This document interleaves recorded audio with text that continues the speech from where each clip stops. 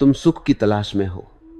हर इंसान सुख की तलाश में है, लेकिन कभी ठहर कर सोचा है कि जिस सुख के पीछे तुम भाग रहे हो वह सचमुच सुख है या सिर्फ कुछ क्षणों का धोखा? देखो, यह वही है जैसे कोई नशा। शुरुआत में मीठा लगता है, लेकिन अंत में भीतर एक अजीब सा खालीपन छोड़ जाता है। जब तुम इसे करते हो तो लगता है कि सारी बेचैनी मिट गई, मन हल्का हो गया। लेकिन कुछ ही देर बाद शरीर थक जाता है, आंखों की चमक खो जाती है और भीतर कहीं एक बोझ बैठ जाता है कि तुमने अपनी ही ऊर्जा को क्षणिक मजे के लिए बेच दिया। समझना कि यह सिर्फ एक आदत नहीं है, यह धीरे धीरे अपनी ही शक्ति का सौदा है।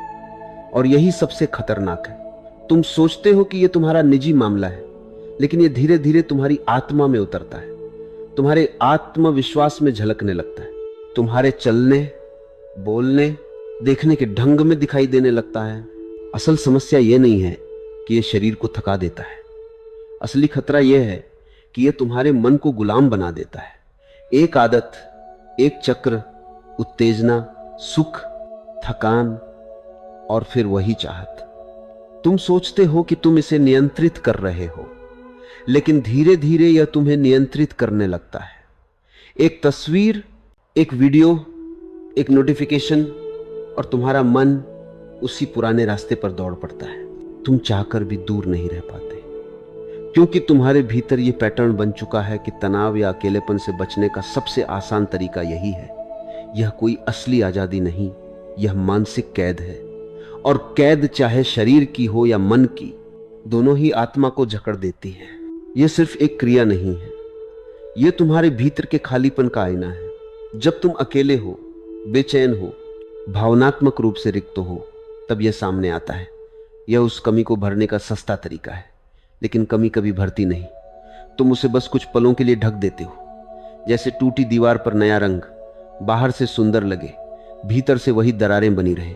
और यही कारण है कि यह आदत तुम्हें और खाली करती है, ताकि अगली बार तुम्हें और चाहो।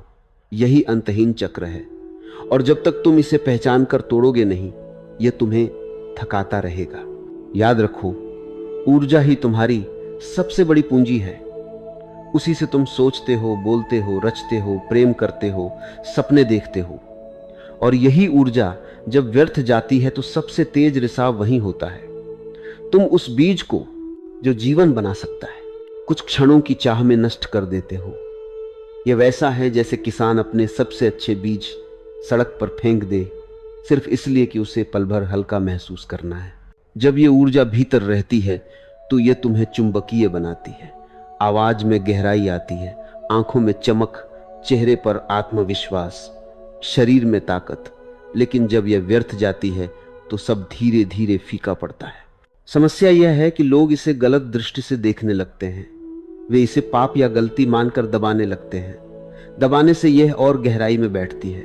जितना दबाओगे उतनी ही प्रबल हो जाएगी। असली रास्ता रोकने में नहीं, समझने में है। जब तुम देख लेते हो कि यह सुख असली सुख नहीं है, बल्कि तुम्हें भीतर से खोखला कर रहा है, तब मन स्वयं मुक्त होना चाहता है। यह समझ तुम्हें अपराधबोध से नहीं, जागरूकता से मिलेगी। और जागरूकता आते ही आदत का असर धीरे धीरे मिटने लगता है। इसकी सबसे खतरनाक बात यह है कि यह धीरे धीरे आत्मविश्वास को खा जाती है। शुरुआत में तुम्हें लगता है यह बस एक आदत है, लेकिन समय के साथ तुम्हें महसूस होता है कि तुम्हारा आकर्षण, तुम्हारी चमक, तुम्हारी निडता कम हो रही है। तुम्हारी चाल, तुम्हारी नजर, तुम्हारी आवाज, सब में थकान उतर आती है। और यह थकान सिर्फ शारीरिक नहीं, मानसिक भी है। धीरे धीरे तुम खुद से नाराज होने लगते हो, और यह नाराजगी तुम्हारे रिश्तों और तुम्हारे फैसलों में झलकने लगती है। यह एक धीमा जहर है जो व्यक्तित्व को अंदर से घुलाता है। अगर सचमुच मजबूत बनना चाहते हो तो अपनी ऊर्जा को बचाना सीखो। यही ऊर्जा तुम्हें असली आत्मविश्वास देती है। यही तुम्हें भीड़ में अलग खड़ा करती है।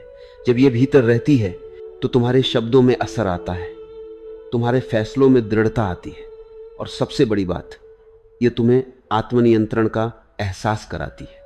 और यही आत्मनियंत्रण असली ताकत है। वही ताकत जो तुम्हें किसी भी चुनौती के सामने अडिग रख सकती है। सोचो, क्या कोई आदमी जो हर बार अपनी ऊर्जा खो देता है सच में जीवन के बड़े लक्ष्य हासिल कर सकता है? क्या वह अपने सपनों के पीछे उसी ताकत और जुनून से भाग सकता है? सच तो यह है कि जो खुद पर नियंत्रण नहीं रख सकता वह किसी बड़ी चीज पर भी नियंत्रण नहीं रख सकता। यह सुख तुरंत हल्का करता है, लेकिन लंबे समय के लक्ष्यों से दूर कर देता है।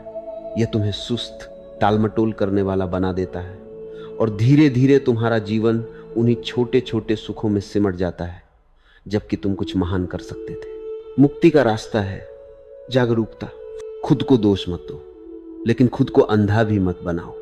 हर बार जब इच्छा उठे उसे देखो, उसके पीछे कौन सा खालीपन है, कौन सी बेचैनी है, समझो और उस खालीपन को भरने के और तरीके खोजो। ध्यान, व्यायाम, सृजनात्मक कार्य, नई कला सीखना।